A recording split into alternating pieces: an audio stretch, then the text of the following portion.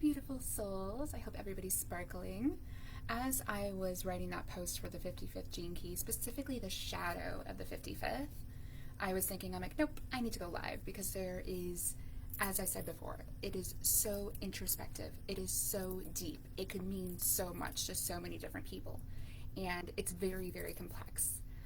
But there are certain parts that just like, ignite my soul on fire. And I was like, I want to go live about this.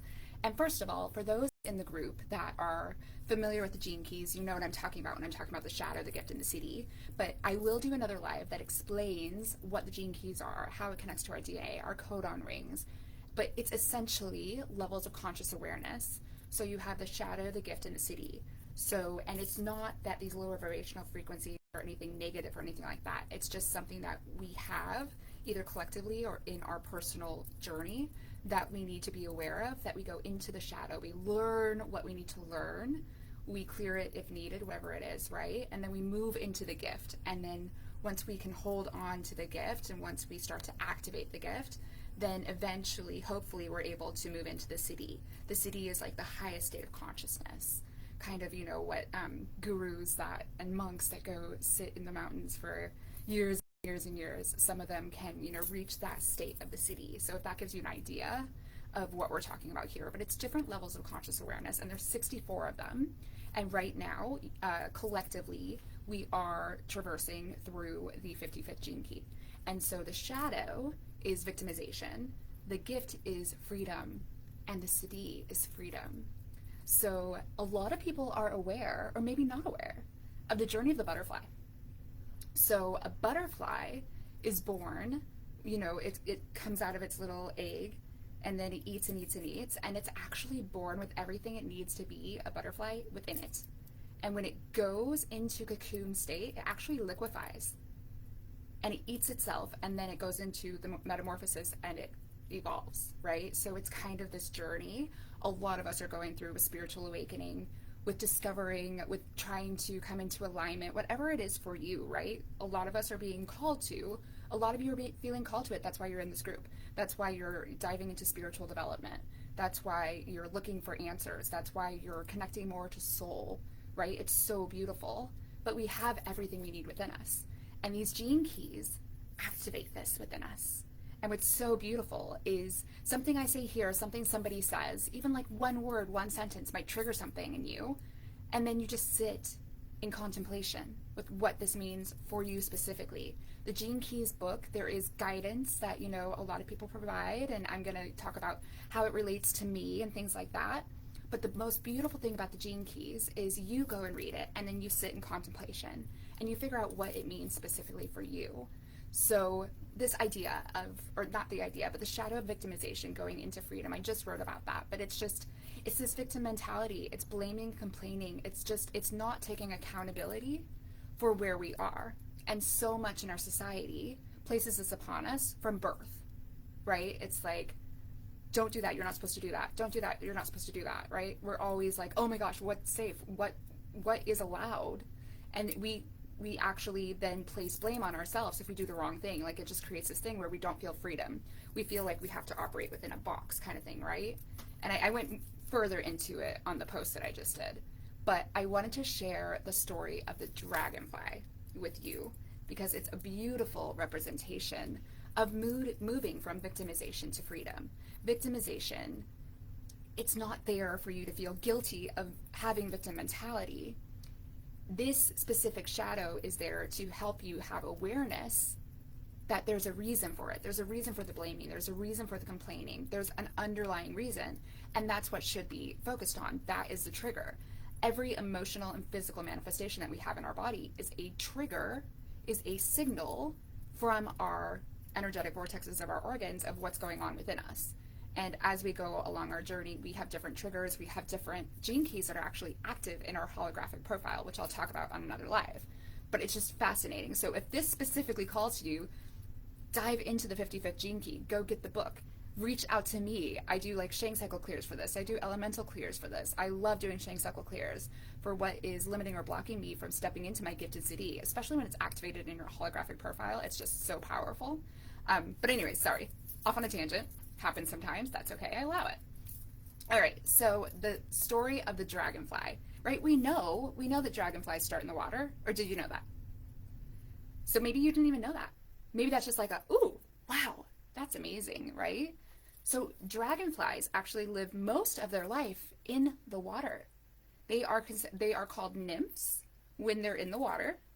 And oh, hold on. Of course, now something like is popping up on my computer right when I get into that. I'm like, are you kidding me?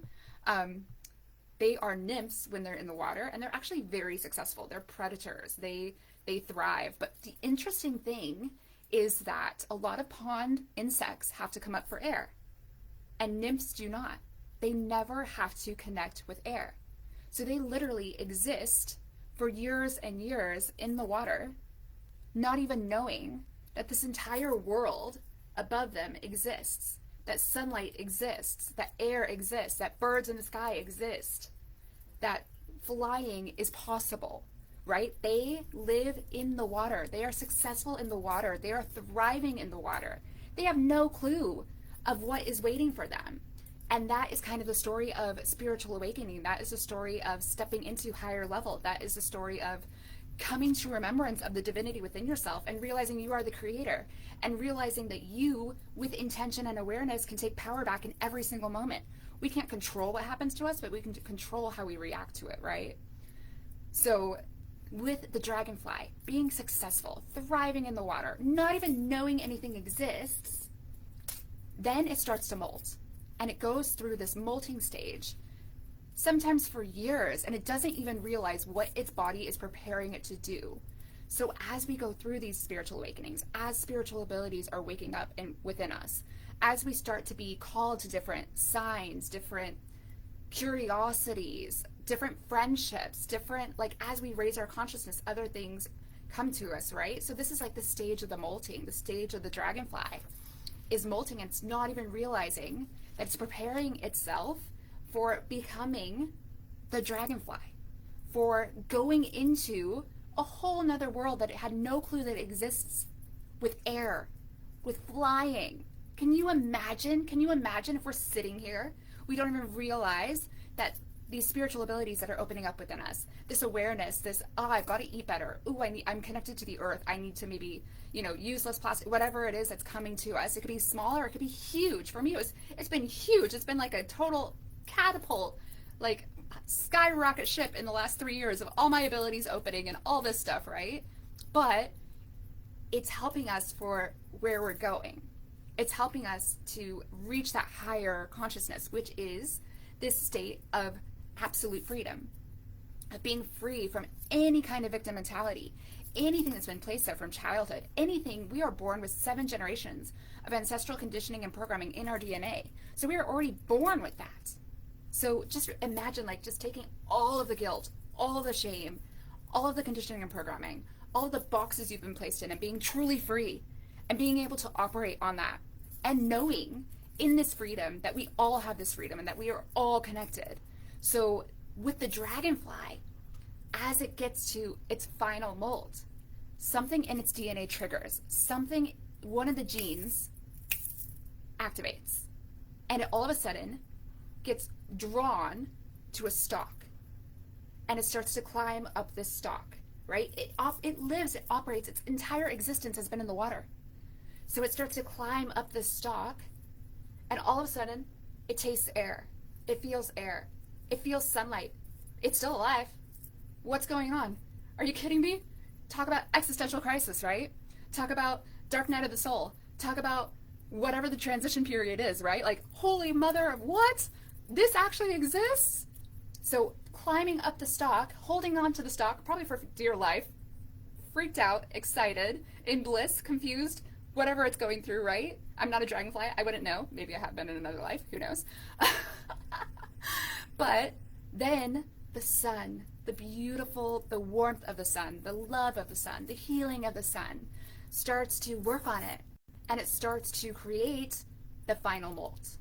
And the final molt stage is where the dragonfly unfolds. And it has these beautiful wings. And then the thorax uncurls, and it has this long, slender body, right?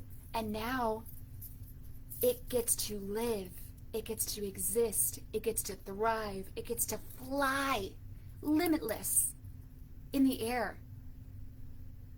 Still knowing that the water exists, still knowing it came from there, but now it's here, and that both exist. Both dimensions exist. We have so many different levels of conscious awareness that we're able to operate in. So many different dimensions, which are levels of conscious awareness that we're able to operate in, right? It's like this big light bulb moment, like boom, holy moly, this exists and that exists. Wow, how amazing is this? Absolute true freedom. This is the coolest thing, and I'm going to read you this from the book because I think it is just the most powerful piece of the entire thing with the 55th gene key. This specific paragraph called my soul.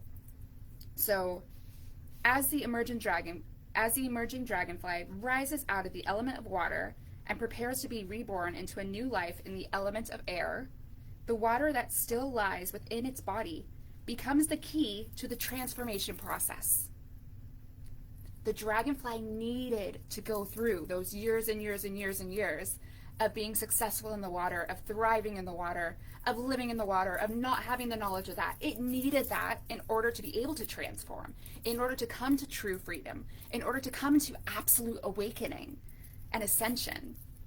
And through a process of hydraulics, the water within the nymph's body is pumped into the emerging wings and thorax, causing them to unfurl and spread out for the first time.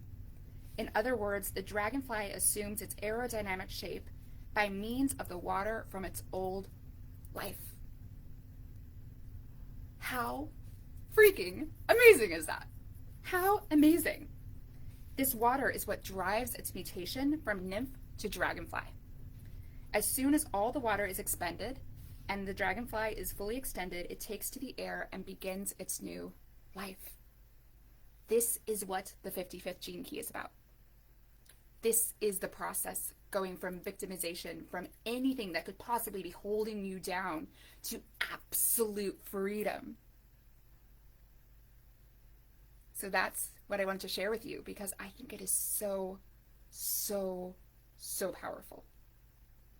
And when you are in moments where you feel confused, where you feel like maybe you're not so much in alignment and everything, don't forget, the whole journey in the water is what that dragonfly needed.